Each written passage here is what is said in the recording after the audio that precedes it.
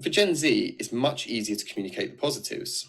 They're more likely to be interested in AI overall, supportive when using it for creative projects, and even agree that the technology should be used without legal concerns. And soon enough, employers are going to be tasked with meeting this generation's expectations of AI in the workplace. Yeah, and in fact, our data suggests it's already part and parcel of working with Gen Z's working routine. Over half say they use it every month, while those in this audience who use ChatGPT say the tool's been helpful to find information, improve their skills, and analyse text or data. Now, knowing this, businesses can better support this generation in the workplace or even learn from them. So, millennials brought a wealth of internet experience with them into the workplace, but now Gen Z are doing the same with AI. There's an opportunity here for companies to hire AI natives who can use the technology in creative ways for their businesses. While each workplace will have its own set of rules regarding the use of AI, Gen Z's enthusiasm for the technology represents an opportunity to keep up with the rapidly changing workplace landscape and the expectations of talent among this generation.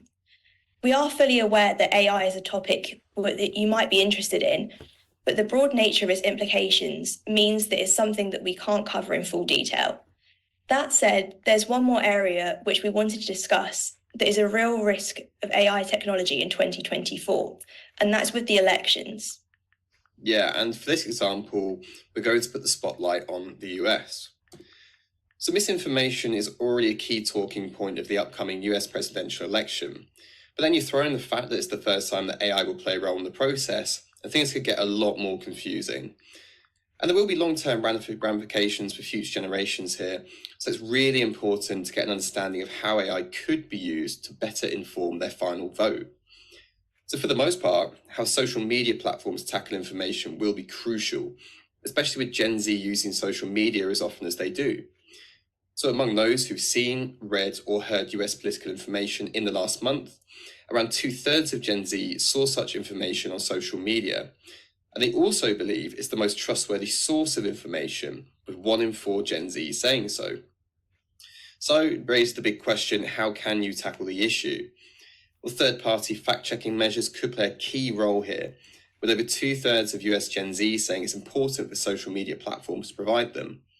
And if used properly, AI could be used to accomplish this, particularly since Gen Z are more supportive of the benefits that AI technology provides in art, media, and the workplace.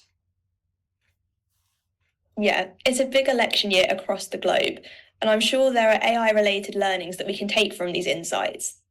But we're going to keep the ball rolling with the digital theme and move on to the final section of today's webinar, A Unique Life Online. The youngest Gen Z were born after Facebook, and then Twitter were already signing up their first users. These digital natives grew up on the internet, and understanding what makes this generation unique can help brands stay ahead of the curve. Globally, 36% of social media users say they appear online as a different persona, rising to 39% among Gen Z.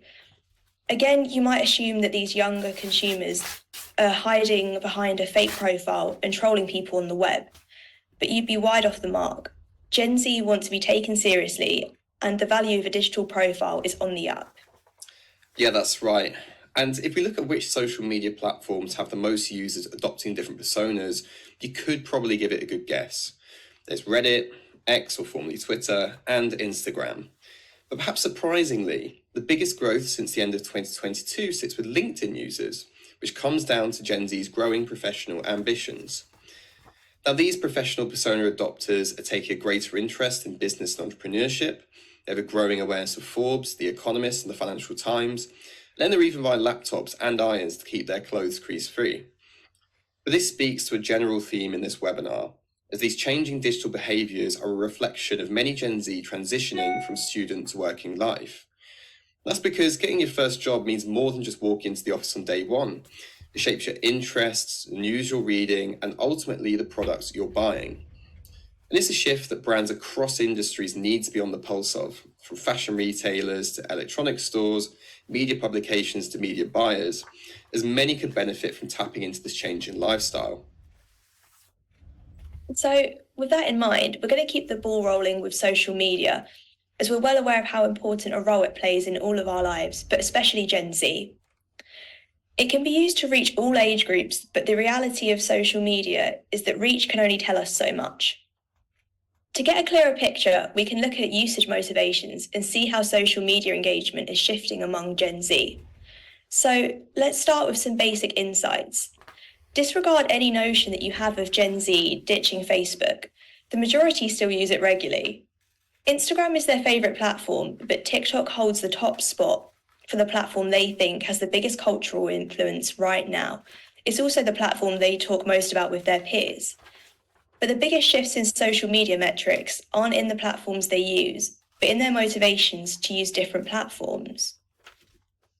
Gen Z use a wider range of platforms overall compared to older groups, but TikTok and Instagram have made some serious gains as their role as personal messengers and places to buy products. In this analysis, we've controlled for the impact of growing adoption influencing these numbers. So this is a genuine shift in engagement among these platforms' user bases. It's important to be on the lookout for these changes in usage motivations to know how best to target Gen Z consumers online. But as ever, that is only part of the picture. Yeah, of course. And if you ask Gen Z what shapes their identity online, demographic factors won't be a priority. And we know that because we asked them back in April 2023. Of 25 factors surveyed, age, gender, language, and geographic location were all lower on Gen Z's priority list, with hobbies and interests, values and beliefs, and media and entertainment preferences firmly at the top. To many of you watching today, that might not come as much of a surprise. Brands should be targeting the digital channels their audience uses, in a format they engage with, and importantly, in a way that appeals to their interests and passions. It's because Gen Z don't define themselves by what you find on an ID, so audience profiling needs to move beyond age assumptions. But there are other less covered reasons why demographic data might not be the most effective when it comes to your targeting efforts, as you also need to look at the information they give when signing up for new services. Yeah, that's right. In short, official advertising reach information from platforms will only show you part of the picture. With over 3 in 10 Gen Z saying they regularly or occasionally provide incorrect names, false ages, and false locations, with slightly fewer providing false genders. The most common places where Gen Z provide false information are social media platforms, gaming platforms, and online shopping sites, showing how all brands need to keep an eye on these behaviours. If you're targeting Gen Z with demographic data alone, you not only risk losing engagement with the content you're posting, but you might be missing your audience entirely. The takeaway here is pretty simple. Brands should focus on consumer values and interests to understand their audience, and then use demographic traits to gain a more granular perspective. Yeah, really well put, Elise. Now, I think for our next trend in this section, we are going to shift our focus a little to show you how brands can score digital goals with live streaming in APAC.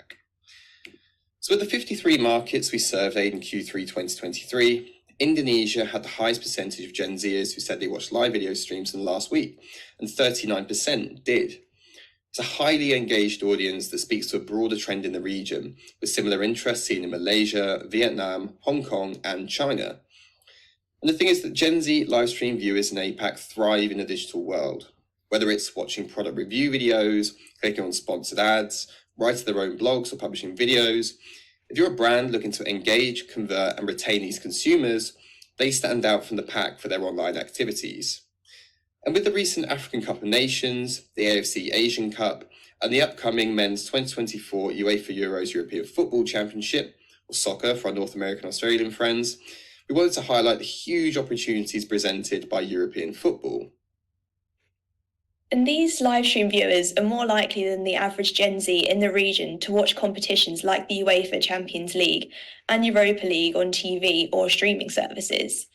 They like catching up with highlights and news from the English Premier League and playing video games like Football Manager or eFootball.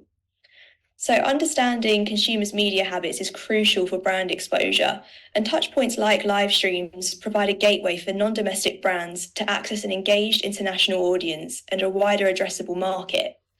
With the upcoming European tournament this year, I'm sure many brands will be looking to capitalise on the buzz. And maybe England's men's team will follow the successes of the women's team from Euros 2022.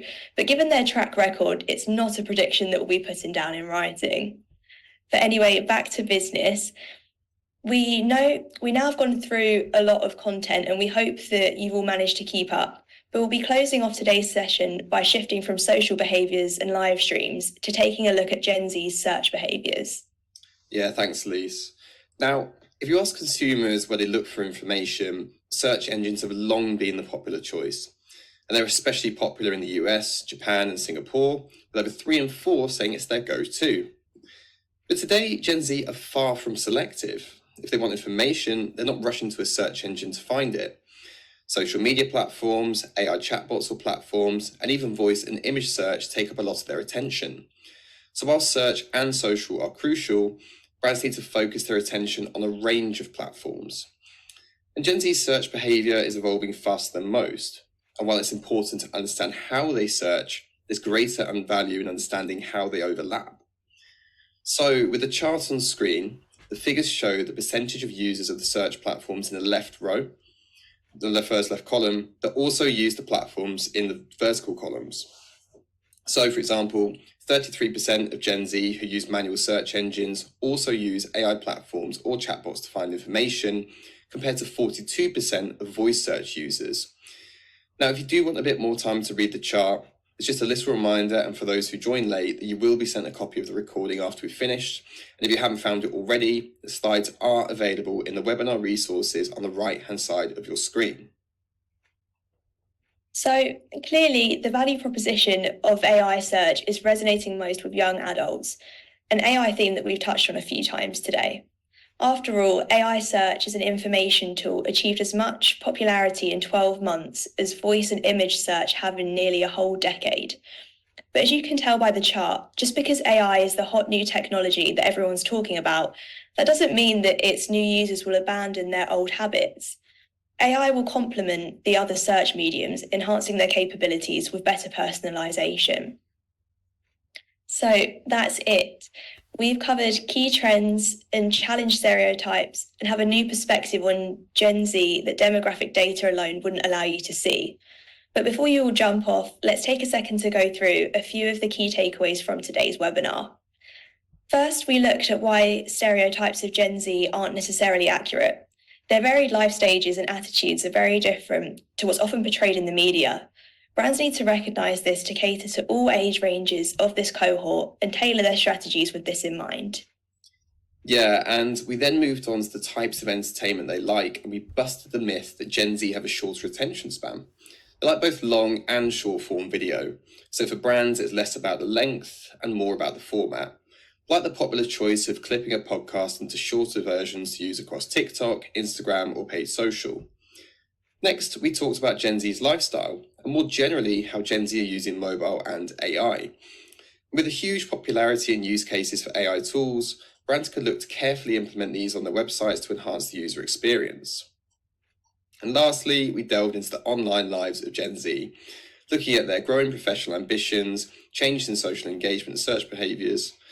That's because brands need to move beyond just reach figures to understand what motivates them to use certain platforms, how that fits into their changing life stages, and the overlapping nature of the search landscape.